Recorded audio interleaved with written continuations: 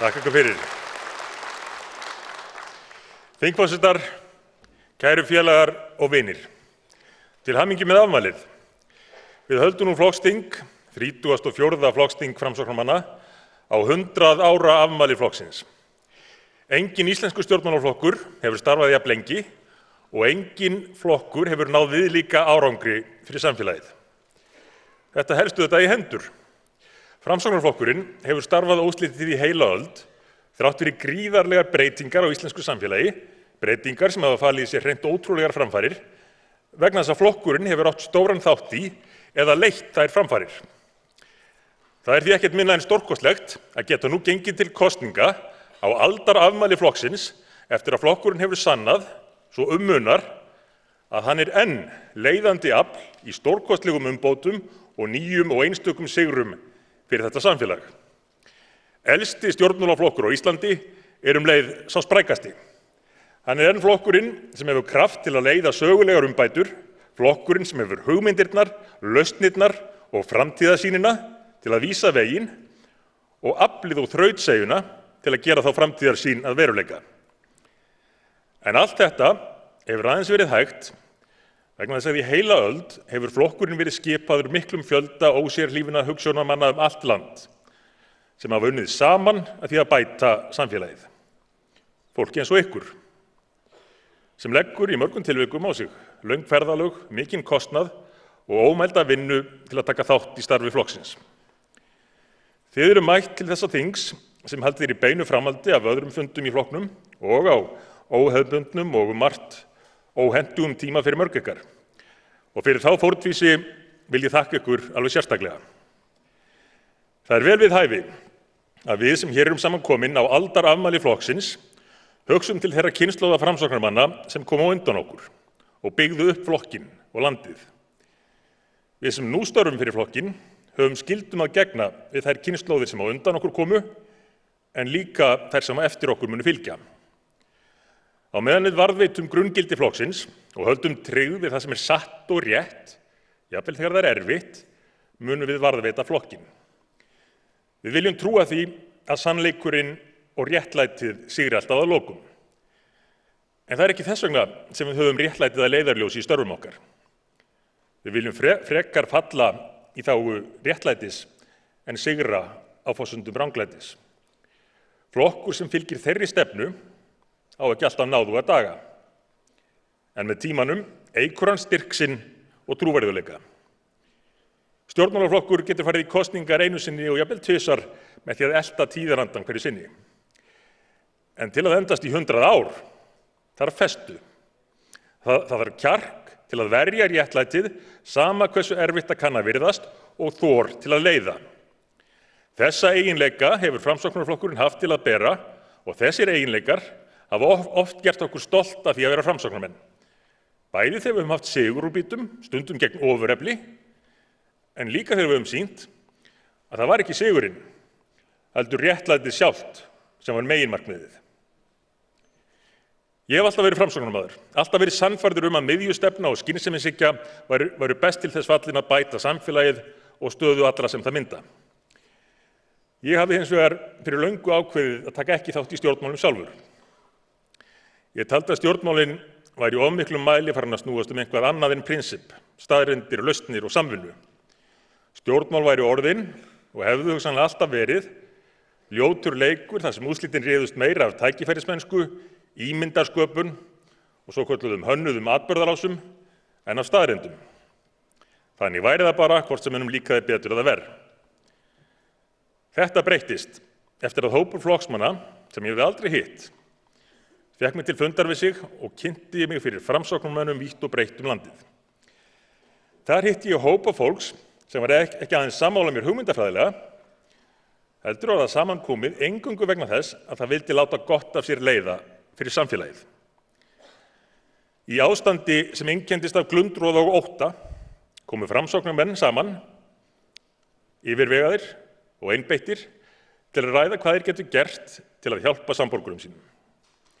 Þetta fólkið sem sannfærði mig að hefja þátttöku í pólitík, hefur aldrei beðið mig annað en að gera mitt besta fyrir samfélagið. Það viðhorfið hjá svo mörgum framsóknarmönnum. Sú fórnfýsi sem þeir sýna og vinnan sem þeir leggja á sig helgast af því að þeim þykir vænt þjóð sína og vilja vinna henni gagn. Það fyllir mann stolti og ánægju að fá að vinna með slíku fólki.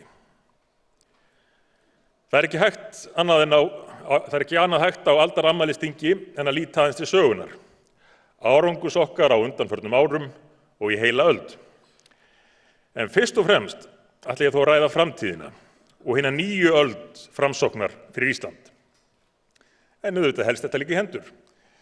Sagan veitir okkur reynslu og þekkingu og fyrir okkur framsóknarmenn veitir sagan líka hvatningu. Þegar við hittumst síðast á flokksþingi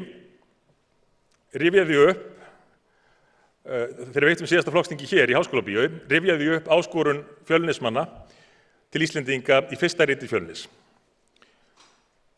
Því riti þeirri áskorun lýkur á þessum orðum: Óskandi væri Íslendingar færu að sjá að það aumt líf og vesælt að sitja sinn í hverju horni og hugsa ekkert annað en sjálfan sig og slíta svo sundur félag sitt og skipta sundur afli sínu í svo marga parta sem orðið getur, í stað þess að halda saman og draga allir einn taum og hugsa fyrst og fremst heiður og velgengni landsins sem öllum góðum Íslendingum ætti þó að vera í fyrirrúmi.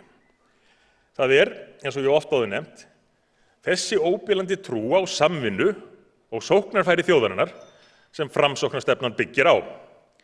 Þessi vilji til að berjast fyrir því að efla með Íslendingum þann uppbyggingar, samvinnu og framfara anda sem þarf til að nýta tækifærin og auka lífsgæði allra. Framsóknarstefnan á rætur í trú á tækifæri, kjark og dugnað íslensku þjóðarinnar. Saga Framsóknarflokksins samtvinnuð einstakri framfarasögu þessarar þjóðar í heila öld. Það of langt mál að þylja upp þó ekki væri nema brot af þeim framfaramálum sem flokkurinn hefur komið til leiðar á þessum tíma. En saga hans markast af skynsamlegum stjórnarháttum, þar sem ákvarðanir eru teknar á grundvelli rökhyggju og staðreynda, fremur en að reyna að laga veruleikann að pólitískum kennisetningum. En hún einkennist líka af stórum og róttækum framfaramálum sem hart hefur verið tekist á þar til þau sönnuðu gildi sitt að lokum. Það ánægjulegt að geta nú fagnað aldarafmælinu með því að skila af okkur árangri sem í raun einstakur. Ekki aðeins í sögulegu ljósi, heldur í samanburði við öll önnur lönd Evrópu og þótt víðar væri leitað. Sem miðjumenn erum við framsóknarmenn í eðli okkar hógværir og stundum jafnvel hlédrægir. En nú kosningar á aldarafmæli flokksins þess virði að gleðjast yfir því að þessi gamli en spræki flokkur hefur sýnt og sannað svo munar hversu mikil og góð áhrif hann hefur og hversu mikil áhrif það hefur þegar framsóknarstefnan fær að ráða för. Það ýmsir mælikvarðar notaðir til að meta árangur stjórnvalda. En það sama við hvað miðað. Á öllum sviðum höfum við skilað árangri sem setur okkur í fremstu röð. Hagvöxtur, ný verðmætasköpun hefur hvergi verið meiri í þróuðum ríkjum en á Íslandi á þessu kjörtímabili. Á sama tíma hefur jöfnuður aukist, ólíkt þróuninni víðast hvar annars staðar. Verðbólga hefur haldist lág lengur en dæmi í seinni tíma hagsögu. Kaupmáttur, velmegun almennings, hefur aldrei aukist jafn hratt og undanfarin ár. Ekkert annað þróað land hefur náð jafn hraðri kaupmáttaraukningu á þessari öld. Störfum hefur fjölgað á fjölmörgum sviðum og atvinnuleysi hið minnsta í Evrópu. Á meðan önnur lönd reka ríkissjóð með gegndarlausum halla, skilum við metafgangi. Á sama tíma og óviðráðanlegur skuldavandi ríkja bæði austan hafs og vestan að sliga velferðarkerfi og jafnvel grunninnviði, lækkar skuldahlutfall íslenska ríkisins hraðar en nokkru sinni. Rekstur Íslands orðinn sjálfbær og mun aðeins styrkjast og batna ef skynsamlegri stefnu verður fylgt áfram. Það þýðir að meiru verður hægt að verja í velferðarmál og uppbyggingu innviða allt land. Skuldastaða heimilanna hefur líka batnað hraðar en í öðrum löndum og hefur á kjörtímabilinu færst úr því að vera ein sú versta af nágrannalöndum okkar í að vera með þeim bestu. Fyrirtækin hafa stóraukið fjárfestingu í nýsköpun og ríkið aukið stuðning við rannsóknir og þróunarstarf langt umfram það sem áður hefur gerst. Vöxtur, vinna og velferð hafa tekið við af stöðnun.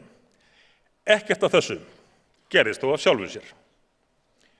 Þessum árangri höfum við náð með samblandi af hefðbundnum, skynsamlegum en oft erfiðum aðgerðum eins og því að einsetja okkur að reka ríkissjóð með afgangi, hætta skuldasöfnun og skapa stöðugleika og hvata fyrir ólíkar atvinnugreinar.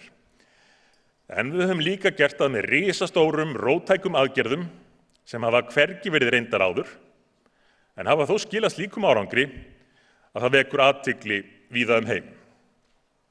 Stærsta umræðuefni stjórnmála á Vesturlöndum þessar mundir baráttan við kerfið, og þá sérstaklega voldugasta kerfið af þeim öllum, alþjóða fjármálakerfið, sem á undanförnum áratugum hefur aukið umsvif sín og völd á kostnaði almennings og á kostnaði lýðræðislegs valds. Hvarvetna takast menn á hvað sé til ráða, en einn flokkur í einu landi hefur tekist á við grimmustu birtingarmynd alþjóða fjármálavaldsins og haft betur, ekki bara einu sinni, heldur þrisvar. Sá flokkur á Íslandi, hann 100 ára og heldur flokksþing sitt hér í dag. Í þessari baráttu hefur verið sótt hart af flokknum og flokksmönnum með ýmsum leiðum. Það aldrei auðvelt að framkvæma stórar og róttækar breytingar. En þegar að ræða eins mikla hagsmuni og tekist hefur verið á undanfarin ár, ekki bara líkur á að mótspyrnan verði kraftmikil, það örugt. Ég hef áður lýst því að þegar við mynduðum ríkisstjórn árið 2013 og eignir slitabúa bankana, sem við vorum stöðugt minnt á að væru lögvarin eign kröfuhafa, 20 milljarðar bandaríkjadala.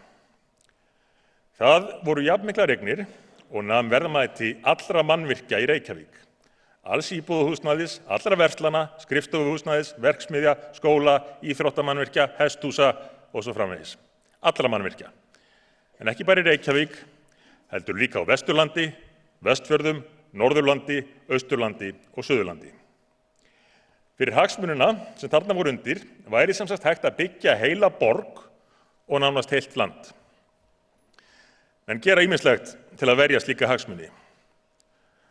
Og höfum það á hreinu að fram hefur komið að Framsóknarflokkurinn var frá upphafi talin mesta ógnin við þessa hagsmuni. Það ætti því ekki að koma neinum á óvart að ýmislegt hafi gengið á. Þetta nánast eðlisfræði. Þriðja lögmál Newtons gagnstætt hverju átaki alltaf jafnstórt gagntak. Við fórum í risastórt átak og gagntakið var eftir því. En til þessa höfum við staðið þetta allt af okkur. Og í raun var það festa og samstaða Framsóknarmanna á flokksþinginu 2015 sem gerði það að verkum að hægt var að keyra málin í gegn, hvort sem það var gagnvart öðrum stjórnmálaflokkum, kerfinu eða vogunarsjóðunum sem varið höfðu tugum milljarða í hagsmunabaráttunni á Íslandi. Ég veit að þetta hefur ekki alltaf verið auðvelt. Það hefur verið mikil harka í pólitíkinni undanfarin ár, enda tekist á gríðarlega stór hagsmunamál. Fyrir vikið hefur mætt mikið á Framsóknarmönnum í mörg ár. Mig langar að færa ykkur þakkir fyrir að hafa haldið merkjum flokksins hátt á lofti þegar gaf á bátinn. Þar eiga flokksmenn sannarlega heiður skilinn. Mig langar líka að þakka þingflokki Framsóknarmanna, forsætisráðherra og öðrum ráðherrum sérstaklega, fyrir það mikla starf sem þau hafa unnið og þá staðfestu sem þingflokkurinn hefur sýnt í hinum mörgu og gríðar mikilvægu umbótamálum sem tekist hefur verið á Alþingi á kjörtímabilinu. Sú ötula vinna hefur skipt miklu máli og sýnt okkur í verki gildi samvinnunnar. Síðast en ekki síst vil ég færa framkvæmdastjóra flokksins og starfsfólki skrifstofunnar og þeim sem hafa aðstoðað þau sérstakar þakkir fyrir sérlega ósérhlífið starf og einstaklega vel unnin störf við að undirbúa þetta glæsilega flokksþing með svo óvenju stuttum fyrirvara. Það hreint magnað að það skyldi takast að koma þessu öllu saman á svo skömmum tíma. Og því langar mig að biðja ykkur til þess að rísa á sætum og gefa þessu fólki gott klapp.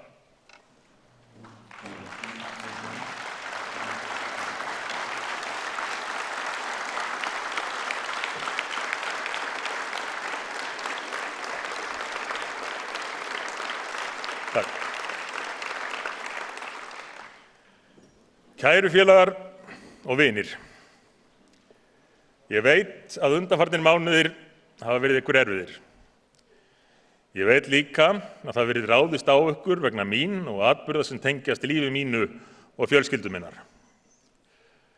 Það hefur verið sárt fyrir okkur Önnu Stellu að upplifa að þið, samherjar okkar og vinir, hafið orðið fyrir aðkasti okkar vegna. Þessu hefðum við ekki óskað neinum. Mér þykir þetta afar leitt og okkur báðum. Og við viljum þakka ykkur fyrir þann stuðning sem þið hafið veitt okkur á þessum tíma, öll samtölin sem þið hafið átt, spurningarnar sem þið hafið svarað á kaffistofunum, í búðinni, heitu pottunum, á netinu, út um allt. Það alls ekki sjálfsagður hlutur að flokksmenn taki slíkt á sig og auðvitað hef ég helst viljað að ekkert ykkar hefði þurft að gera það. Stuðningur ykkar hefur ekki verið sjálfsagður en hann hefur verið ómetanlegur. Þakka ykkur kærlega fyrir allt sem þið hefur gert fyrir okkur.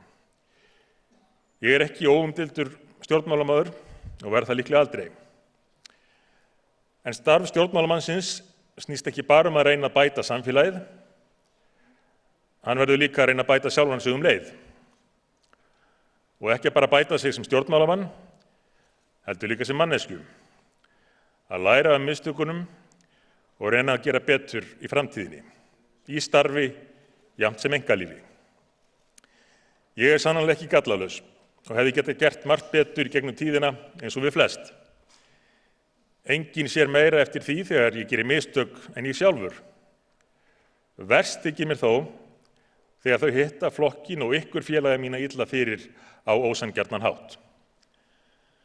Einn af göllum mínum er að mér hættir til að sökkva mér of djúpt ofan í viðfangsefnin og gefa mér ekki nægan tíma til að sinna því sem þó í senn það mikilvægasta og skemmtilegasta við þátttöku í stjórnmálum, samskipti við fólk.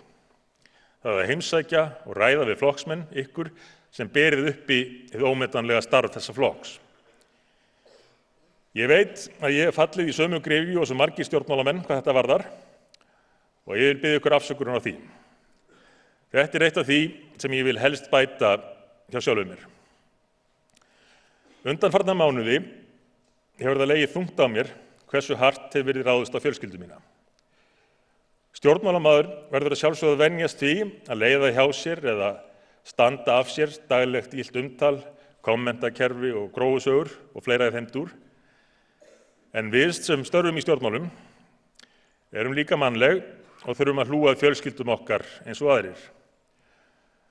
Og þegar álagið á fjölskylduna er orðið jafn ómannlegt og það hefur verið undanfarna mánuði, verður óhjákvæmilega togstreita milli þessara hlutverka, stjórnmálamannsins og fjölskylduföðurins. Það hefur ekki verið auðvelt að sinna báðum þessum hlutverkum undanfarna mánuði og þar tók ég þá ákvörðun að láta fjölskylduna ganga fyrir tíma.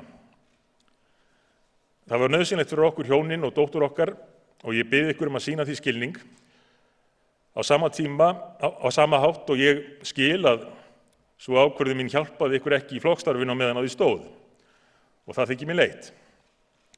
Við annars stala höfum farið í gegnum þennan skap saman, stutt hvort við annað og lagt hann að baki. Og við komum út úr þeirri orrahríð enn sterkari samherjar en áður, tilbúin til að berjast með framsóknarfólki, með ykkur, fyrir því sem við teljum rétt. Óhrædd við að leggja starf okkar, starf flokksins, stefnu hans og hugsjónir okkar allra réttlátt velferðarsamfélag og vogaskalar kjósenda eftir 4 vikur. Þegar ég lít tilbaka yfir síðustu ár með ykkur, kæru félagar, þá finn ég til einlægs stolts yfir því sem við höfum áorkað saman.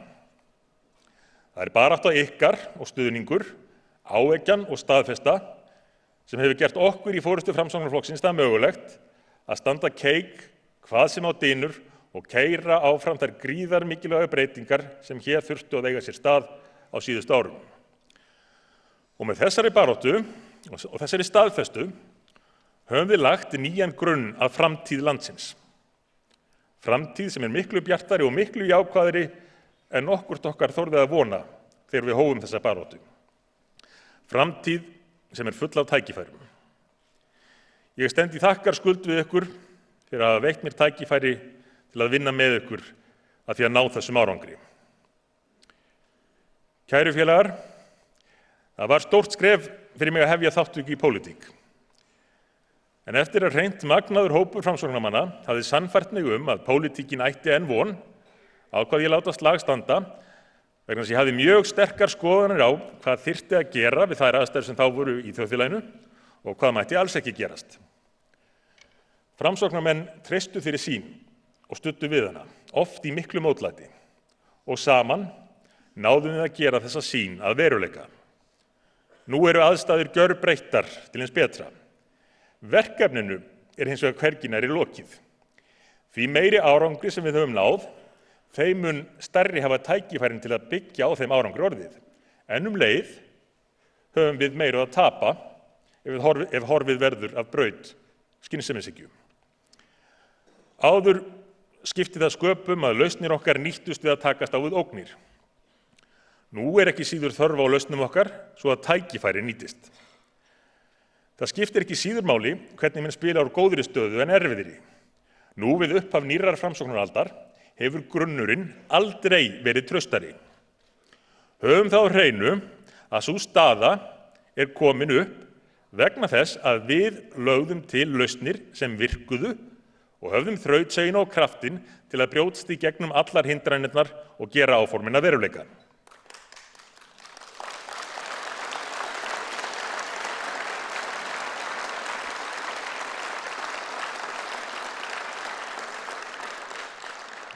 Við höfum því margfalda ástæðu til að vera bjartsýn. Áður byggðist árangur okkar í kosningum á því að við höfum sýnt og sannað að við gefumst ekki upp. Okkur væri treystandi til að standa á okkur brimið. Það var þess vegna sem við fengum tækifæri til að spreyta okkur á þeim lausnum sem við höfðum upp á að bjóða. Nú staðan sú að við höfum sannað að við stöndum við fyrirheit okkar og leið gerir árangurinn sem þau fyrirheit hafa skilað okkur enn betur í stakk búin til að standa við ný loforð hvernig við getum haldið áfram að bæta samfélagið. En fleira hefur bæst við. Við höfum fengið einstök tækifæri til að sanna að þrautseigjan sem lagði grunn að árangur okkar á sínum tíma enn meiri en menn héldu. Því harðar sem að okkur hefur verið sótt, þeim mun betri tækifæri höfum við fengið til að sýna að við brotnum ekki. Við bognum kannski tíma, það hef ég gert eins og aðrir, en stál hert í eldi. Því oftar sem það beygt og barið á því, þeim mun sterkara verður það. Þannig Framsóknarflokkurinn og þess vegna verður hann bara sterkari með aldrinum. Nú höfum við því skapað einstakar aðstæður til að sækja fram. Við höfum búið til efnahagslegar forsendur til að ráðast í uppbyggingu allt land. Og við höfum sannað að við höfum styrkinn til að gera framtíðarsýn okkar að veruleika. Gleymum því ekki að við mætum nú til kosninga sem sigurvegarar. Öll verkefnin sem við fáumst við, stór og smá, eru hluti af heild. Þau eru liður í því að vinna samfélaginu gagn og bæta líf samborgaranna. En það mikilvægt að sýnin sé skýr. Því þá verður vinnan ekki bara léttari, hún verður skemmtileg.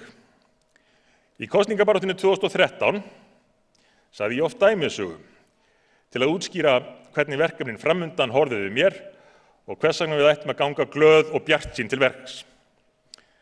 Það hefur sjálfsagt mörg heyrt mig segja þessa sögu á sínum tíma, en ég ætla að rifja hann upp nú þegar við lítum bæði til reynslu síðustu ára og þeirra verkefna sem bíða okkar. Sagan gömul, hún gerist í Evrópu á miðöldum. Það sem ferðalangur kemur til borgar og sér hvar hópur manna önnum kafinn við að höggva grjót. Tveir menn standa hlið við hlið við sömu iðju, nema annar þeirra þungur á brún og stynur meðan hann heggur grjótið. Hinn brosandi við vinnu sína og heggur af krafti. Ferðalangurinn spyr fyrirmanninn: Hvað þú að gera? Sá svarar með þjósti: Nú, þú sér það, ég að höggva grjót. Næst spyr hann þann sem brosandi og heggur grjótið af ákafa: Hvað þú að gera? Sá lítur upp og svarar: Ég að byggja dómkirkju. Verkefni okkar á undanförnum árum, sem hafa verið mörg og stundum erfið, hafa gengið vel. Við erum búin að leggja traustan grunn og reisa burðarveggi dómkirkjunnar, félagsheimilisins eða hvaða samlíkingu sem við viljum nota. Nú er komið að því að smíða þakið og treysta innviðina. Aldrei í 100 ára sögu flokksins hefur verið jafn gott tækifæri til að vinna að hugsjónum okkar og nú. Grunnurinn hefur aldrei verið jafn traustur. Það tækifæri hljótum við að ætla að nýta. Við erum búin með hönnunarvinnuna, plönin liggja fyrir og nú er bara að vinna eftir þeim. Byggingarefnið er meira að segja allt til staðar, tilsniðið og uppræðað. Sá viðsnúningur sem við höfum náð á stöðu landsins, 1000 til 1500 milljarða viðsnúningur á ríkissjóði, en umfram allt sú staðreynd að jákvæð keðjuverkun hefur tekið við af neikvæðri, gerir okkur kleift að byggja upp hratt og vel. Og höfum hugfast við þá vinnu sem framundan að okkur eru allir vegir færir. Við munum læra af reynslu annarra og nýta það sem vel hefur gefist í öðrum löndum. En framfarirnar þurfa ekki að takmarkast við það.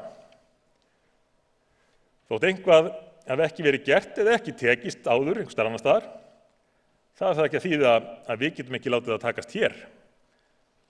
Við höfum sannað það á undanförnum árum. Við skulum þó byrja á að standa við þau fyrirheit sem við höfum þegar gefið og skapað aðstæður til að standa við, þótt okkur hafi ekki unnist tími til að klára þau öll fyrir kosningar. Bætt kjör eldri borgara eru eitt af þessum forgangsatriðum. Á síðasta flokksþingi ályktuðum við 300.000 króna lágmarkslaun. Nú hefur verið samið að sú verði raunin. Þrátt fyrir verulegar viðbætur í almannatryggingakerfið á kjörtímabilinu hafa kjör margra eldri borgara hins vegar dregist aftur úr launaþróun. Nú getum við ráðið bót á því. Það sama á við þá sem þurfa að reiða sig á greiðslur vegna örorku. Þrátt fyrir verulega auknar fjárveitingar til heilbrigðismála á kjörtímabilinu enn mikil þörf fyrir viðbætur, ekki síst hjá heilbrigðisstofnunum á landsbyggðinni. Það þarf líka að endurskoða með hvaða hætti kerfið er rekið og ráðast í stórfellda uppbyggingu. Við skulum byggja nýjan Landspítala og gera það hratt. 21. aldar sjúkrahús, þar sem saman fara nýjasta tækni og aðlaðandi og skilvirk hönnun, þar sem sjúklingum og starfsfólki líður vel. Það verður spítali í fallegu og heilnæmu umhverfi, en leið mun hann leggja vel við samgöngum og þróun borgarinnar til framtíðar. Á meðan á framkvæmdum og flutningi stendur verður haldið áfram með nauðsynlegar lagfæringar við Hringbraut. Margt mælir reyndar með því að reka sjúkrahús á fleiri en einum stað á höfuðborgarsvæðinu. Annars vegar hinn nýja Landspítala og svo sjúkrahúsþjónustu í Grendu í Reykjavíkurflugvöll, í Fossvogi eða í betri og nýrri húsum spítalans við Hringbraut. Það að hafa spítalarekstur á meira en einum stað öryggisatriði og auk þess æskilegt að heilbrigðisstarfsfólk geti valið milli ólíkra vinnustaða. Jafnframt þarf að nýta betur heilbrigðisstofnanir utan höfuðborgarsvæðisins og stækka sjúkrahúsið á Akureyri. Á næstu árum mun líka þurfa að fjárfesta umtalsvert í hjúkrunarheimilum víða land. Við getum leyft okkur að vera afdráttarlaus í byggðamálum. Þar höfum við boðað mikla sókn á kjörtímabilinu.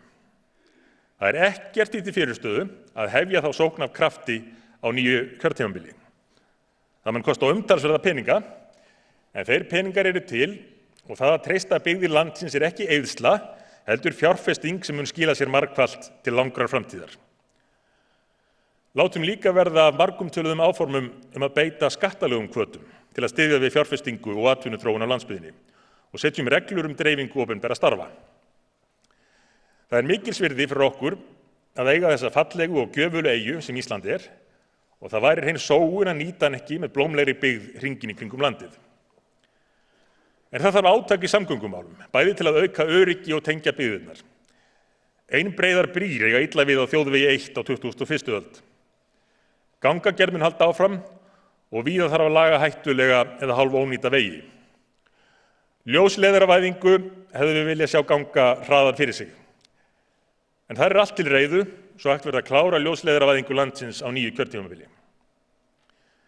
Við eigum að standa með landbúnaði og annarri innlendri matvælaframleiðslu og ekki bara vera ófeimin við að segja það, heldur vera stolt af því. Við munum verja Reykjavíkurflugvöll. Flugvöllurinn þjóðareign og stendur enn á landi sem í eigu ríkisins að mestu. Það eðlilegt að skipulagsvald yfir flugvallarsvæðinu færist til ríkisins. Fjölbreytileiki íslensks atvinnulífs mun halda áfram að aukast og vel launuðum störfum mun fjölga. Það þó háð því að atvinnugreinarnar búi við nauðsynlegt starfsöryggi. Auðlindagjöld, sem í raun sérstakir skattar á landsbyggðina, ættu að renna til atvinnusköpunar og uppbyggingarverkefna allt land. Þar með hjálpar vel rekinn sjávarútvegur til við að skapa ný atvinnutækifæri á nýjum sviðum hringinn í kringum landið. Í menntamálum þarf að huga að skólakerfinu öllu sem heild, enda þótt rekstur skólastiga liggi hjá ólíkum stjórnsýslustigum. Betri samvinna ríkis og sveitarfélaga og samtaka skólafólks og foreldra nauðsynleg til að menntakerfið nái aftur vopnum sínum eftir þrengingar síðustu ára. Nú hægt að standa við áratuga gömul áform eflingu iðn- og tæknináms. Auk þess að fjölga nemendum á þeim sviðum þar sem mun þurfa fleira starfsfólk á komandi árum. Til dæmis í læknisfræði, en það hefur oft strandað á því að sérstakar fjárveitingar væru settar í nám þar sem þörfin mest, enda þótt það sé skynsamleg fjárfesting.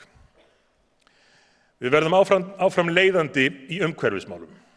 Leggjum kapp á að auka og ýta markvisst undir notkun endurnýjanlegra orkugjafa í samgöngutækjum og höldum áfram að bæta í landgræðslu og skógrækt, meðal annars nytjaskóga sem eru góð og umhverfisvæn fjárfesting. Í ferðaþjónustu bíða stór verkefni en líka gríðarmikil tækifæri. Með samstarfi ríkis og sveitarfélaga sem fælist meðal annars í heildarsýn fyrir uppbyggingu í ferðaþjónustu allt land og nýjum tekjustofnum fyrir sveitarfélög til að standa undir uppbyggingunni má gera landið að enn eftirsóknarverðari áfangastað en leið að betri stað til að búa. Vöxtur ferðaþjónustunnar getur þá orðið hvati að fegrun umhverfisins, endurreisn gamallar aðlaðandi byggðar, samgöngubótum, aukinni matvælaþróun og sölu, fleiri og betri veitingastöðum og annarri þjónustu sem nýtist bæði heimamönnum og gestum. Tíðari ferðir til fleiri landa, þar sem felur í sér meiri viðskipti og eykur möguleika fyrir Íslendinga í útlöndum og svo mætti lengi telja. Ef hvatarnir eru réttir, getur ferðaþjónusta haft mikil og jákvæð áhrif fyrir íbúa landsins. Við höfum gert átak í þjóðmenningarmálum, vernd sögulegra minja og hvatningu til að auka við þjóðmenninguna, meðal annars með auknum stuðningi við tónlist og kvikmyndagerð. Við munum halda því áfram. Þótt bið kunni að verða á nýtingu olíu- og gaslinda á Drekasvæðinu og byggingu umskipunarhafnar á Norðausturhöfninu, höldum við undirbúningsvinnu áfram vegna þessara risatækifæra framtíðarinnar. Enda þarf að nýta sóknarfæri næsta kjörtímabils til að leggja drög að farsælli þróun samfélagsins áratugi fram í tímann. Liður í þeirri langtímahugsun verður aukin áhersla á forvarnir á öllum sviðum og stuðningur við hið geysiverðmæta sjálfboðaliða og félagsstarf í landinu með eðlilegum skattaívilnunum. Við munum áfram auka stuðning við ungmenna og íþróttafélög og veita afreksfólki sérstakan stuðning meðal annars ferðastyrki. Eitt af því sem við höfum að standa okkur betur í á kjörtímabilinu, þótt stór skref hafi verið stigin í rétta átt, að einfalda kerfið og fækka hindrunum sem standa nýjum, litlum og meðalstórum fyrirtækjum fyrir þrifum. Megnið af nýrri verðmætasköpun og nýjum störfum munu verða til hjá litlum fyrirtækjum. Það því miklir hagsmunir í því fólgnir fyrir samfélagið að stjórnvöld auðveldi fólki að hefja rekstur, ráða fólki í vinnu og fjárfesta. Í þeim efnum ætti að vera hægt að sækja alla þjónustu og öll leyfi á einn stað. Það sama á við þjónustu stjórnkerfisins við borgarana almennt. Það mikilvægt að stjórnkerfið sé allt meðvitað að kerfið á að þjónusta almenning en ekki öfugt. Við munum halda áfram vinnu við endurbætur í húsnæðismálum, með það sérstöku markmiði að fyrirkomulagið verði til þess fallið að hjálpa ungu fólki og lágtekjufólki að eignast húsnæði og stuðla að lánveitingum og uppbyggingu á kaldari svæðum, þeim svæðum sem hinn svokallaði frjálsi markaður sinnir ekki sem skyldi. Loks rétt að árétta að við munum á komandi kjörtímabili, fáum við til þess umboð, ráðast í uppstokkun á fjármálakerfinu. Við erum búin að skapa kjöraðstæður til að laga fjármálamarkaðinn á Íslandi þannig að við getum áfram orðið fyrirmynd í því að verja almannahagsmuni gagnvart kerfinu. Við endurskipulagningu bankakerfisins þarf að tryggja dreift eignarhald, áframhaldandi aðkomu ríkisins, þjónustu allt land og virka samkeppni. Hugmyndin samvinnubanka hefur líklega sjaldan átt betur við en nú. Ríkið getur losað talsvert fjármagn úr bönkunum og ástæðulaust að ríkið standi í rekstri fjárfestingabanka. Annað gildir viðskiptabanka. Það verður þörf á viðskiptabanka sem veitir lán til heimila og fyrirtækja allt land. Samhliða því að við færum okkur úr verðtryggingakerfinu munu lífeyrissjóðirnir þurfa auknar heimildir og aukinn hvata til að fjárfesta í nýrri verðmætasköpun. Það ekki hægt að standa undir lífeyri framtíðarkynslóða með háum vöxtum án þess að til komi aukin verðmætasköpun. Þá verðmætasköpun munu lífeyrissjóðirnir þurfa að taka þátt í að fjármagna. Á meðan verður að endurskipuleggja fjármálakerfið og losa landið úr viðjum vaxtaokurs getur verið nauðsynlegt að leiða í lög sérstakar aðgerðir, sérstaka hvata sem hjálpa til við yfirfærsluna. Þegar skattkerfinu var breytt, var bilið brúað með hinu svokallaða skattlausa ári. Það reyndist vel. Nú kann að vera að setja þurfi sérstök lög sem banna vaxtaokur á meðan við færum okkur yfir í heilbrigðara fjármálakerfi.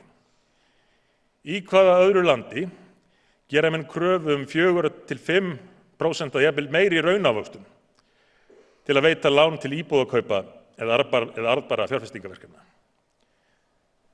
Hver myndi tapa á því ef til dæmis yrðu sett tímabundin lög hámarksraunvexti? Með því væri ekki verið að koma í veg fyrir að lánveitendur hefðu eðlilegar tekjur af útlánum. Það væri bara verið að setja þá í þá stöðu að geta ekki haft miklu meiri álagningu á útlán heldur en tíðkast annars staðar. Það verður skemmtilegt að fylgjast með umræðu endurbætur á fjármálakerfinu og öðrum stórum málum í málefnavinnunni hér á flokksþinginu framundan. En það verður ennþá skemmtilegra að sjá þessa hluti verða að veruleika. Og hvernig samfélag blasir við þegar þessu hefur öllu verið hrint í framkvæmd? Þegar við erum búin að byggja ofan á grunninn sem við lögðum. Þá verður Ísland fremst í flokki á flestum þeim sviðum sem mestu máli skipta. Landið þar sem fólk býr við mest öryggi, heilnæmt og einstaklega fallegt umhverfi og framleiðir frábær matvæli.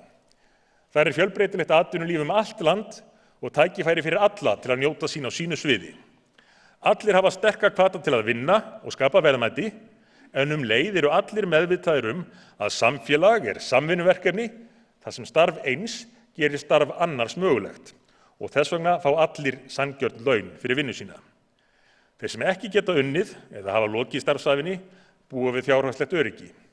Vöxtur í atvinnugreinum eins og ferðaþjónustu nýtist til að gera landið að enn eftirsóknarverðari áfangastað en leið betri stað til að búa eftir því sem tengslið við útlönd aukast og þjónustan verður fjölbreytilegri.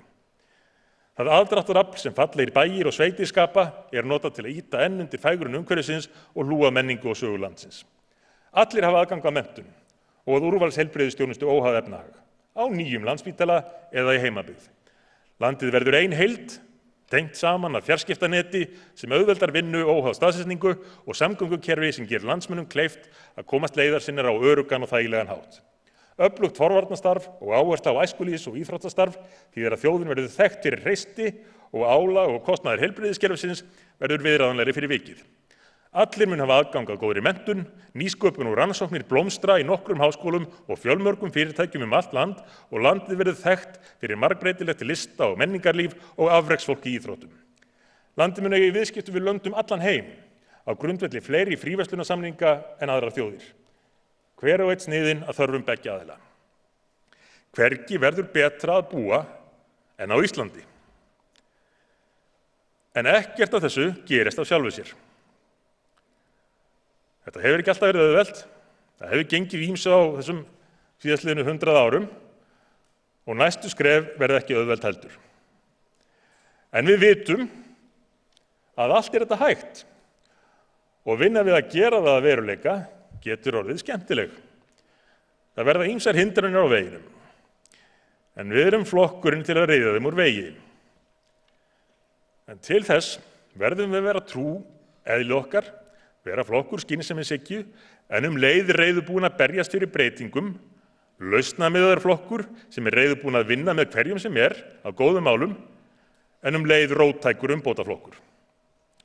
Við munum þurfa að takast á við kerfið og laga það. Það getum við. Við höfum aldrei verið kerfisflokkur. Við eigum að líta á okkur sem leiðandi flokk. Við erum ávallt tilbúin til að leiða stjórnmálin inn á rétta braut eða hvetja menn til dáða þegar þörf er á stóru átaki. Við getum unnið með ólíkum hópum, fundið það góða í hugsjónum bæði sósíalista og íhaldsmanna, en við eigum að gera það á grundvelli eigin styrkleika og sannfæringar. Við stjórnarmyndun setjum við okkur aldrei í þá stöðu að vona að aðrir leyfi okkur að vera með. Við semjum út frá stöðu styrkleika. Við höfum tekist hart á við aðra flokka á undanförnum árum, enda stór og mikilvæg mál verið undir í pólitíkinni. Ég hef hins vegar ávallt forðast persónulegar árásir á andstæðinga okkar. Við stjórnarmyndun skiptir málefnastaða flokkana miklu og þar er staða skynsemishyggju-flokks eins og Framsóknarflokksins sterk, sennilega aldrei eins sterk og nú. Og þó ýmsir flokkar telji sér hag í því fyrir kjördag að reyna að beina athyglina að sér með stórkarlalegum yfirlýsingum til hægri og vinstri, er rétt að muna að reynslan er þó sú að þegar kjörstaði loka og talið er upp úr kössunum hafa allir áhuga á að komast í ríkisstjórn til að vinna stefnumálum sínum brautagengi og samfélaginu gagn. Kæru félagar, ég er ekki fyrsti formaður flokksins sem mikið maður á. Forverar mínir í nærri öld hafa margir mátt þola miklar og persónulegar árásir. Það hefur gerst vegna þess að flokkurinn hefur gert hluti sem skipta máli. Hann hefur verið óhræddur við að ráðast gegn ríkjandi fyrirkomulagi og þegar menn finna ekki málefnalegan höggstað á flokknum er farið gegn persónum. Ég skil nú enn betur eftir að hafa lesið sögu þeirra hvers vegna stuðningur og samheldni Framsóknarmanna skipti forvera mína svo miklu máli og gerði þá sterkari eftir en fyrir.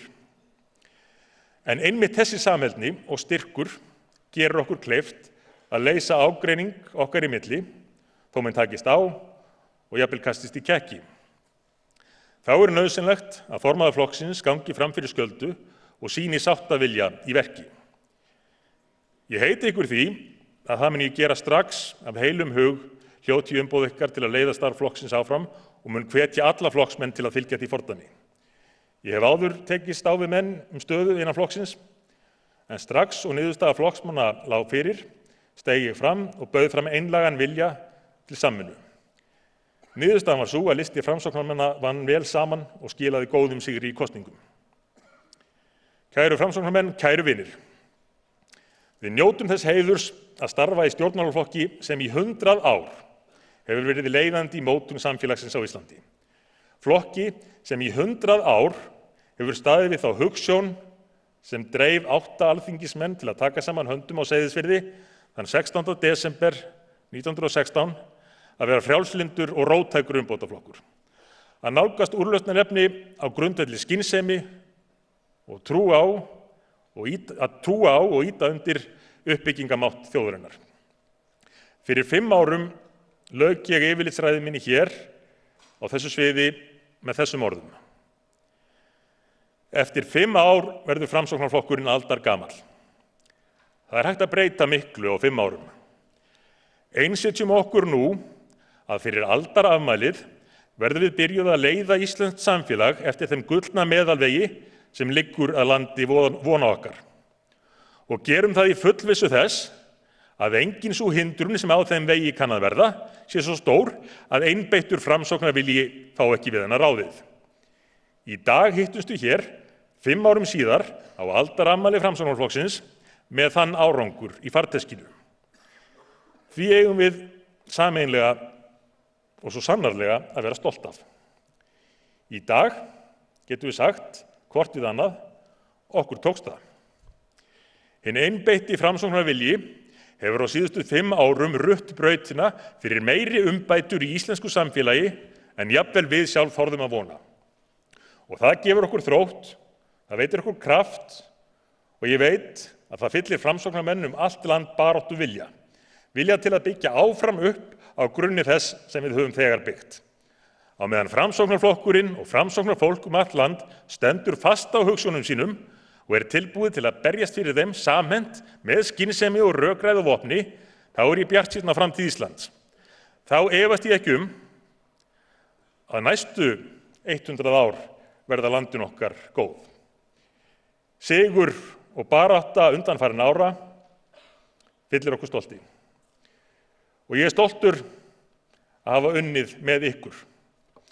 Sókn næstu ára vil ég vinna með ykkur áfram og taka með ykkur fyrstu skrefin inn í nýja öld framsóknar fyrir Ísland.